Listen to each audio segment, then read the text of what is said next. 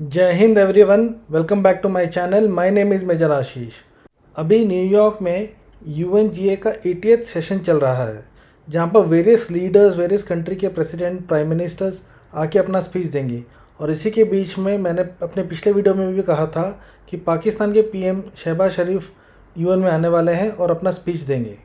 मैंने इतने सारे यूएन के स्पीचेस देखे हैं, बट कभी किसी लीडर का इतना अंडर कॉन्फिडेंट और डरा हुआ स्पीच देने का रवैया नहीं देखा है।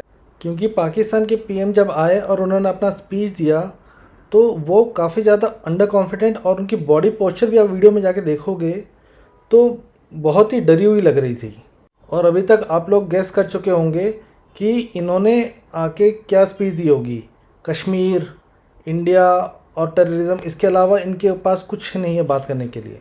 जिसके बाद यूएन में जो इंडिया के परमानेंट मेंबर हैं मिस पीतल गहलोत, उन्होंने बहुत ही कड़ा अपना रिप्लाई दिया है इनकी स्पीच के ऊपर।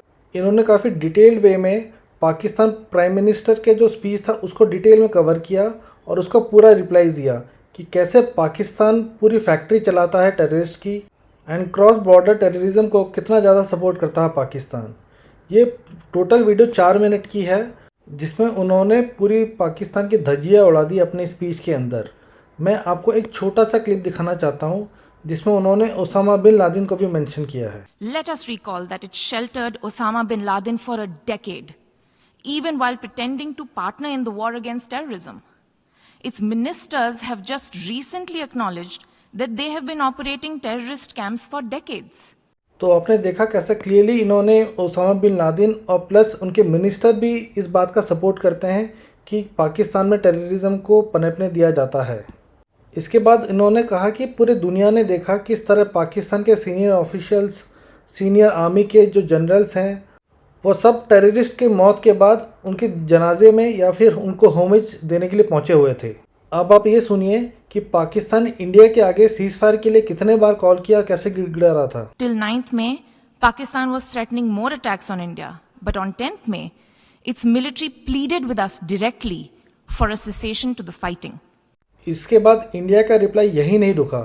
इन्होंने क्लियर कट बताया कि पाकिस्तान जो इतना हल्ला मचा रहा है कि हम जीत गए, हम जीत गए, जो एविडेंसेस है, जो इनके शेल्टर्स हैं, क्या वो झूठ कह रही हैं। अगर उनको लगता है कि उनके शेल्टर्स, जो टूटे हुए शेल्टर्स, इतने जो एयरक्राफ्ट डैमेज हुए हैं, जो रनवेज डैमेज हुआ है, अगर वो उनकी विक्ट्री है तो उनको विक्ट्री मानने दो।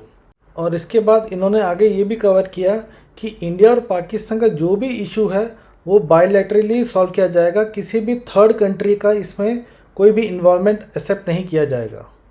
और आगे उन्होंने कहा कि जो पहलगाम में लोग मरे थे वो सब पाकिस्तानी स्पॉन्सर टेररिस्ट थे और पाकिस्तान इसके पीछे रिस्पॉन्सिबल है। यूएन स्पीच के दौरान इन भाई साहब का भी स्पीच था, अर्दोगान जो टर्की के प्रेसिडेंट हैं। इन जनाब को भी बीच बीच में कोई ना कोई कीड़ा काटता है। इन्होंने अपने स्पीच में कश्मीर का नाम लेते हुए कहा कि कश्मीर का जो इशू है उसको रिजॉल्व करने के लिए यूएन को भी आगे आना पड़ेगा। और इसके बाद टर्की को भी थोड़ा टाइट करते हुए इंडिया ने कहा कि अर्दोगान का जो स्पीच था वो अनवारंटेड है और इंडिया और पाकिस्तान के बीच में जो भी इशू है वो बायलैटरली ही सॉल्व होगा, कोई तीसरे कंट्री का इसमें कोई भी जगह नहीं है। और इसी के बीच एस जयशंकर जो इंडिया को रिप्रेजेंट कर रहे यूएन में, उनका भी एक G20 की फॉरेन मिनिस्टर्स की मीटिंग थी, उसमें उनका एक स्पीच बड़ा वायरल चल रहा है जिसमें उन्होंने कहा डबल स्टैंडर्ड्स इन एविडेंस। क्यों कहा, किस लिए कहा, आप ये वीडियो देखिए फिर बात करते हैं। Double standards are clearly in evidence. Excellencies, peace can certainly enable development, but by threatening development, we cannot facilitate peace.